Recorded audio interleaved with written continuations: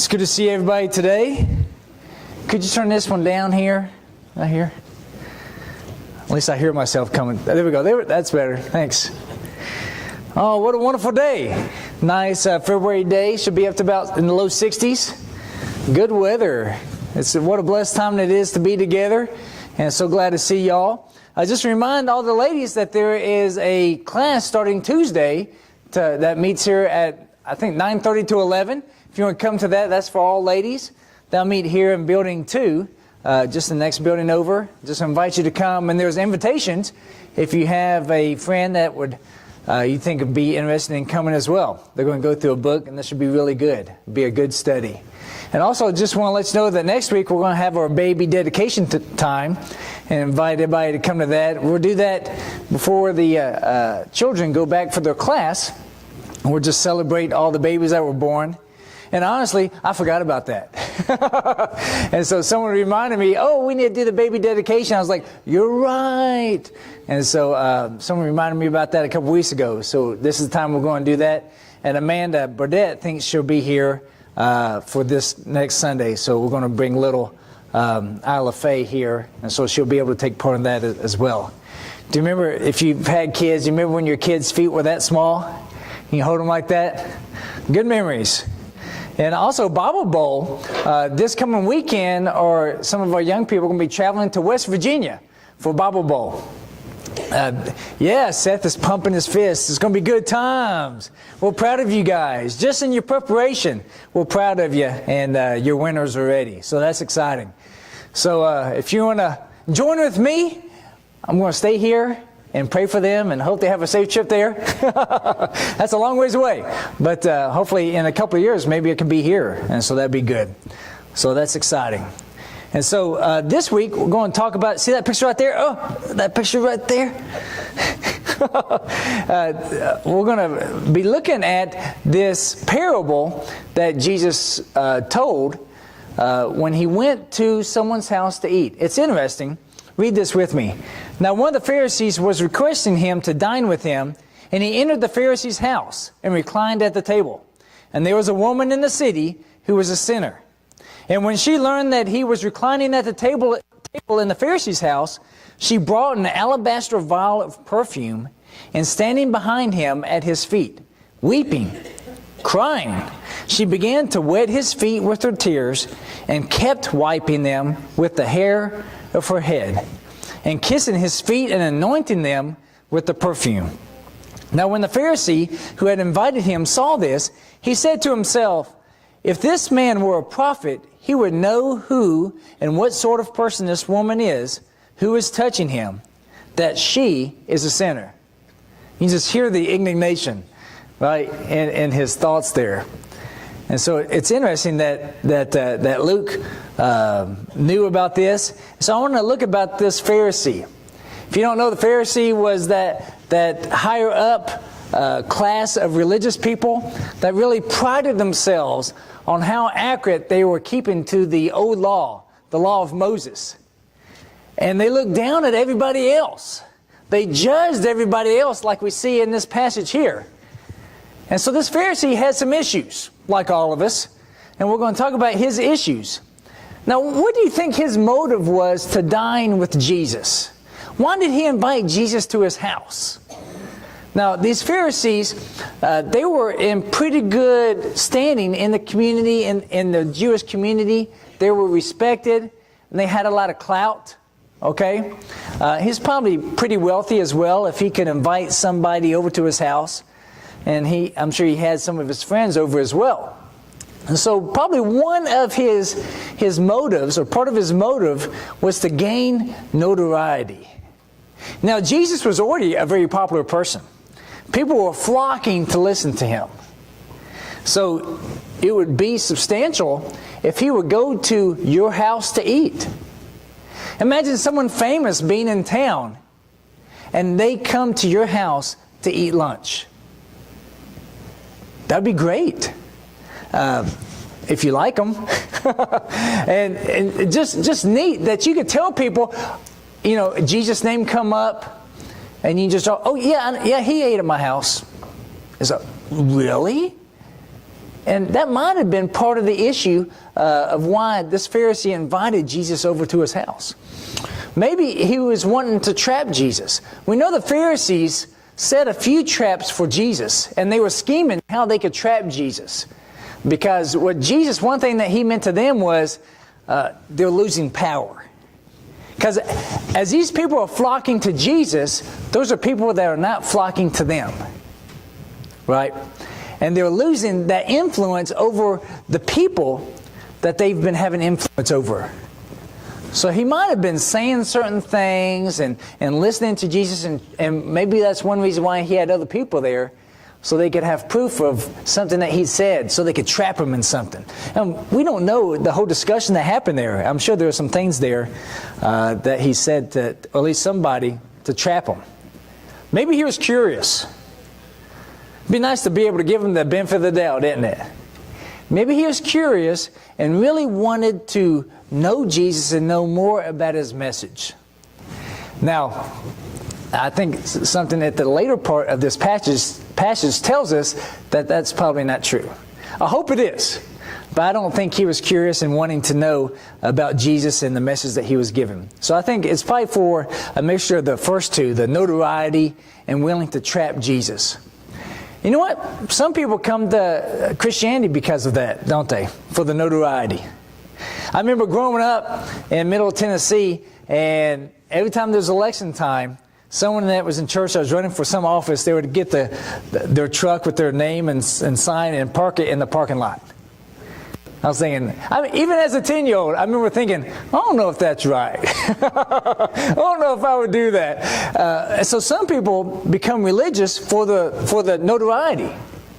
And it's interesting how many, my dad would usually take me to the ham breakfast at the fire rescue squad. And there was always, you can tell it when it was politicking time, because the politicians would all be there, shaking hands and eating ham. Have you guys ever been to a ham? Do you guys do that up here? Have country ham breakfast? No. Okay. Maybe that's another reason why we're so overweight down in the South. But, that's something that we do. And so, like now, it's politicking time, and a lot of people are Christian nowadays, aren't they? Maybe some that weren't a little while ago. So it's interesting. And so I think that notoriety and willing to and desire to trap Jesus is part of the situation there. Now, judgment. You can see the judgment in the passage here. He saw the woman as a sinner. And he said that. He said, well, if Jesus was a prophet, he would see what kind of woman this is. And of course, Jesus knew the woman, knew the kind of woman she was. And more specifically, he knew that it was a soul. So you can see the different eyes already that are looking at this woman. The Pharisee saw this woman and said, this is a sinner. One question, how did he know that? Right. And another thing, Jesus is looking at this woman and sees a soul. What a sweet soul. And so I think just right there, which of those two eyes would you rather have? Would you rather have the eyes of judging somebody, good or bad? Or would you rather have the eyes to say, you know what? Everybody I see, good and bad, they have a soul. A soul that's worth talking to. A soul has great value. Also, he didn't see her as worthy. It's amazing to me that Jesus and this Pharisee and other people at this table, they're having this conversation. And she's weeping here, okay? This is going on. She's weeping, washing Jesus' feet with her tears, drying with her hair, and putting this real expensive perfume on his feet. I'm sure the smell was evident. You couldn't get past it. I'm sure all the food tasted like that perfume at that time. and they're talking.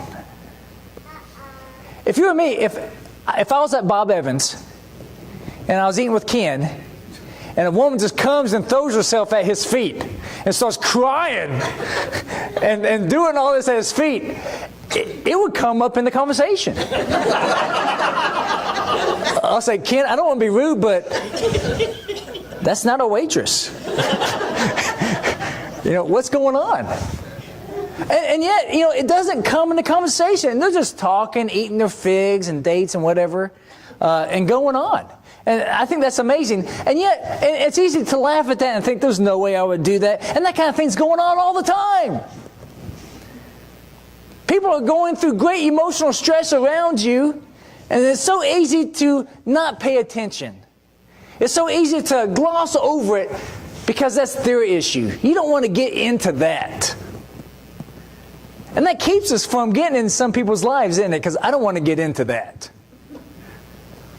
And it's funny because Jesus, He looked to get into that. He went out of His way to get into that kind of thing. And lastly, this Pharisee, he was so proud. It reminds me of the situation of the two people praying, right? And the guy looking at the guy, the Pharisee looking at the guy that was beating his chest, and the one was so proud about his prayer. But he was so proud and indignant and looking at this sinner. Love how he used that word, that sinner. I hope we're not always like that. Because I think we all struggle with that at some point. Maybe at some points in every day. That we look at people and we say, well, I'm glad I'm not that person. It's a good thing I'm better than that person. Because that's all it is, isn't it? That's what he's saying is like, if he knew who was doing this, and we need to watch out.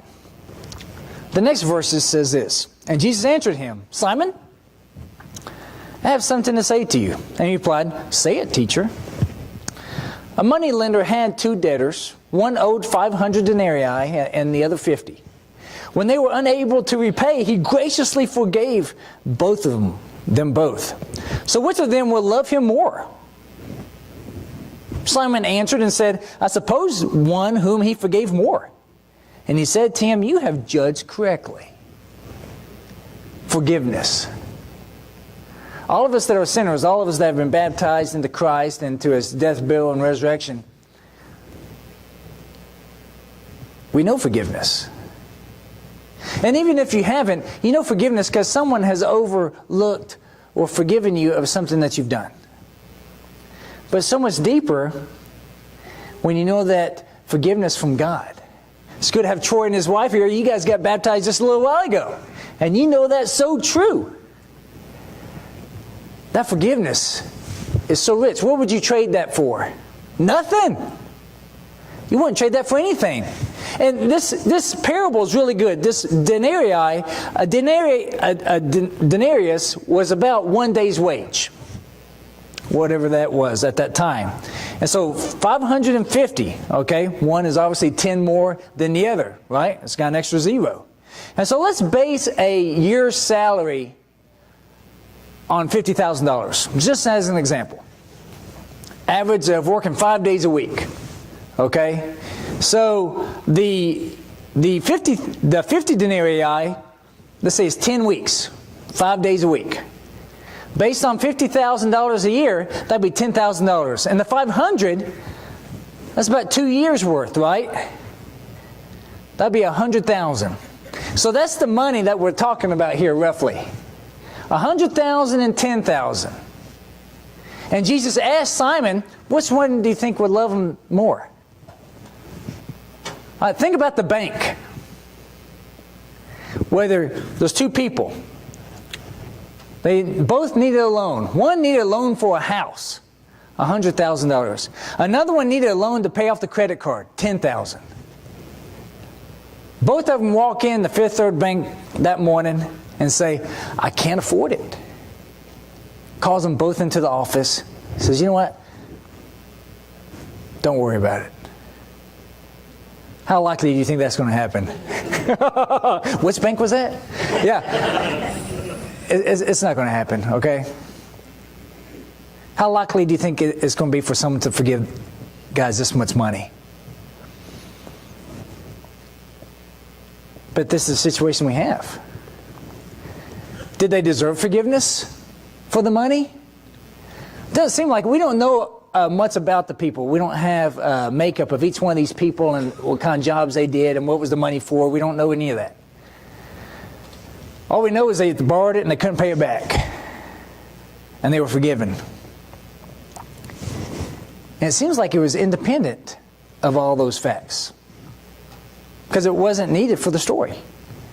All that was needed to know is that these guys, both of these people, had a debt.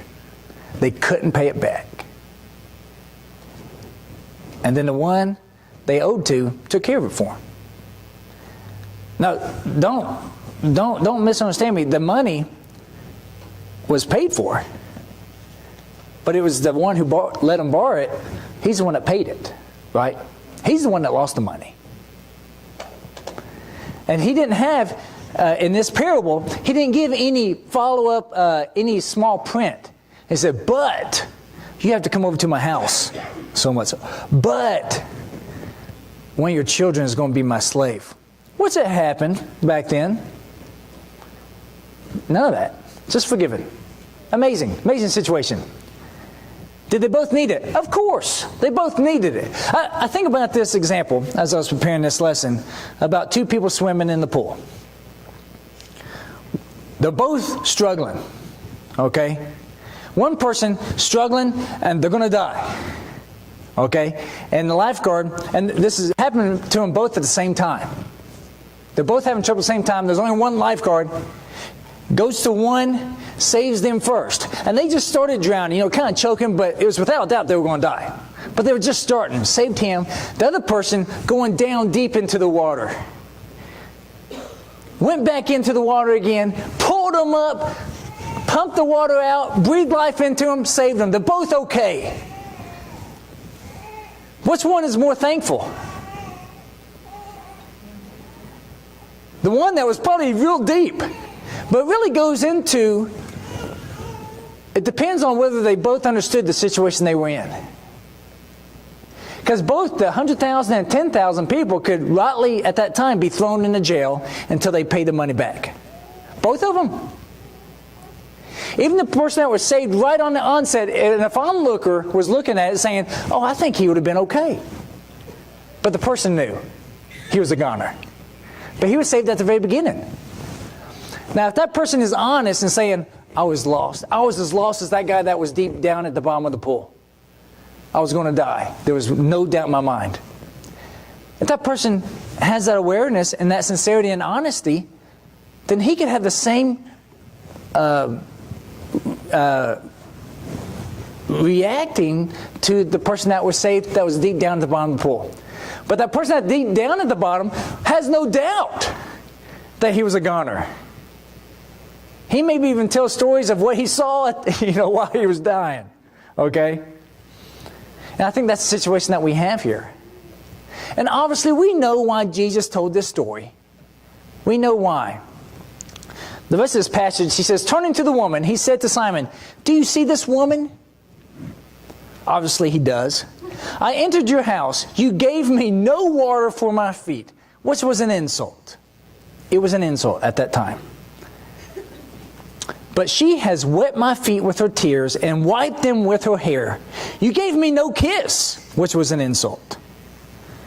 But she, since the time I came in, has not ceased to kiss my feet. You did not anoint my head with oil, which was an insult. All three of these things were an insult at the time. But she anointed my feet with perfume. For this reason I say to you, her sins, which are many, have been forgiven, for she loved much. But he who is forgiven little loves little. Simon. Then he said to her, your sins have been forgiven. Those who were reclining at the table with him began to say to themselves, who is this man who even forgives sins?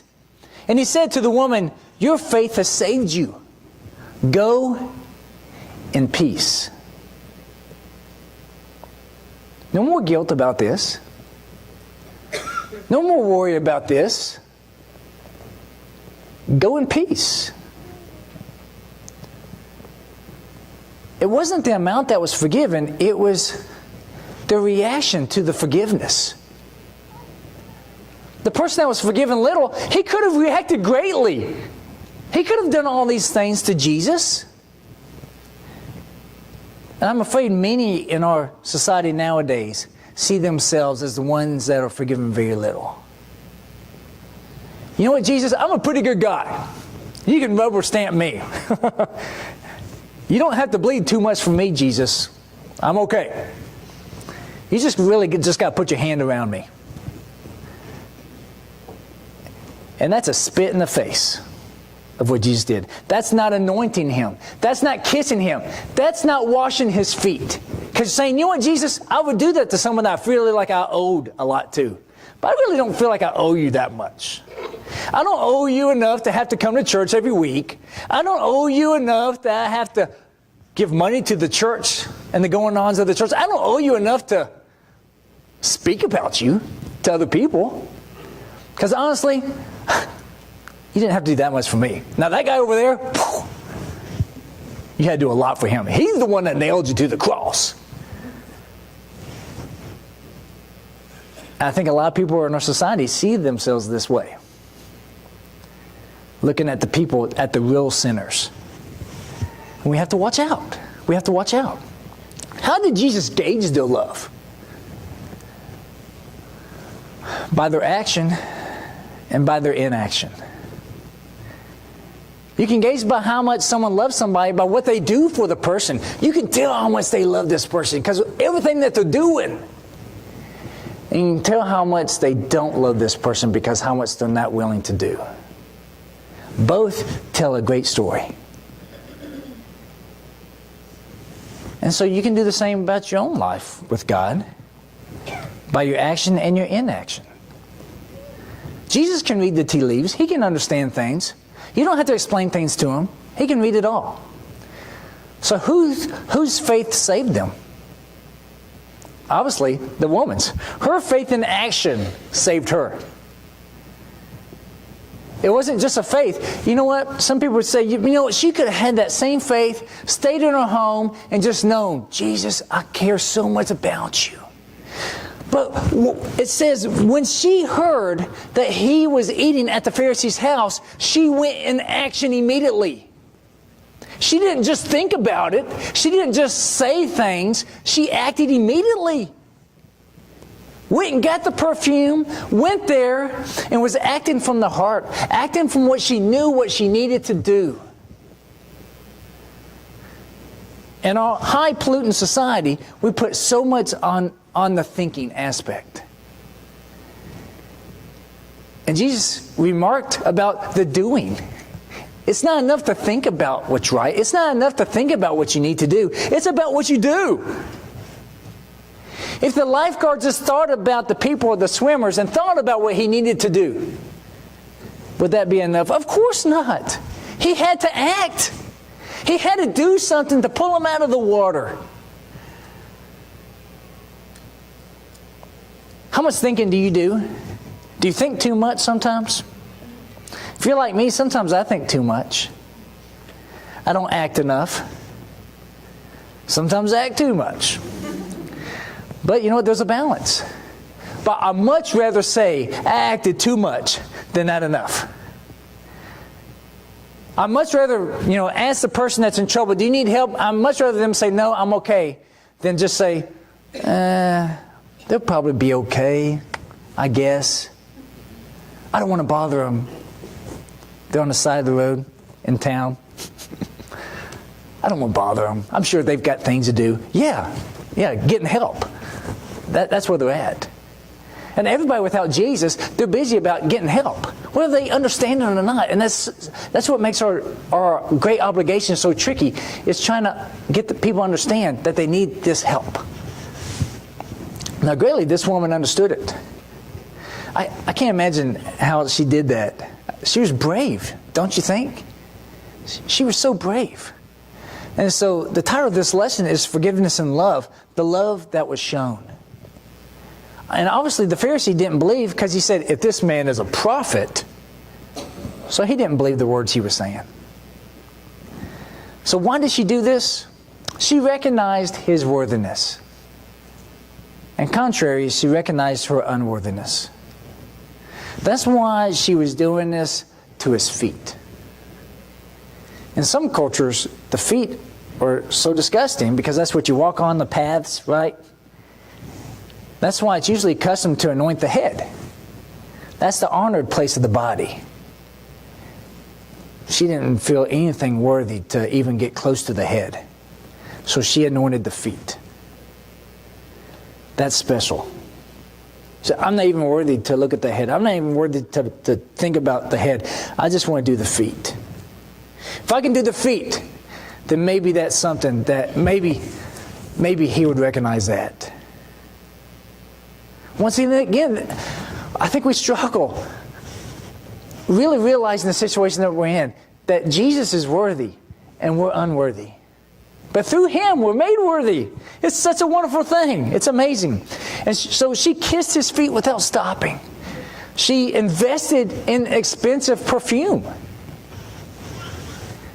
And she risked social awkwardness. I'm confident that when she was getting ready to go to that house, she knew how she was going to be looked at. She knew that those people were going to look down at her and say, sinner. She might have been even tried to stop. Someone probably tried to stop her from coming in. But she went anyways. Because she wasn't focused on the Pharisee. She wasn't focused on the other people at the table or the people outside serving. She was focused on Jesus. And what happens is, sometimes we get too focused on the Pharisee. We get focused on the other people at the table. And it keeps us from really getting to Jesus. Jesus has to be your goal. Because if Jesus is not your goal, then you're not going to reach it. If Jesus isn't your goal, you're not going to get to Him. You're going to sit at home and say the things to yourself and say, Jesus, I know you're busy. You're at that person's house. And you know what? I know you don't want me to be embarrassed because you love me so much. Hogwash. Jesus always wants you to come to Him. He'll make time for you. He doesn't care about the awkwardness. If anything, that added to the person's faith. That added to her faith. It's like, because of the awkwardness, because of the perfume, because you're embarrassing yourself for me, that much more I love you. And that's why Jesus wasn't embarrassed to give this parable. Some people say, Jesus, don't say that to Simon. Don't you know who he is? He says, I know who he is just like I know who she is. Both sinners, both souls precious. And he said this not to just shame him, but to save him too, I believe. He said this not to just embarrass him in front of everybody and this woman, but to let him know, it's like, you know what? You have been forgiven. You're going to the same end that she was unless you understand your situation. So it's out of love that Jesus spoke strong to him this way, I believe. So how do you show love to Jesus? How do you invest in showing your love to Jesus? What do you sacrifice? What do you risk? If you invest little, you don't risk anything, and you show your love by your thoughts, then that's what you get. I guarantee you, if you don't invest anything in the stock market, you won't get anything out of it. 100% guaranteed. If you don't invest things into Jesus, you won't get things out of it. It's not enough that you understand, but Jesus, I know He knows me because I understand it all so clearly. But if you're more concerned about judging other people, if you're more concerned about, I know God and Jesus doesn't want me to have any awkwardness in society, then He won't have any awkwardness with you.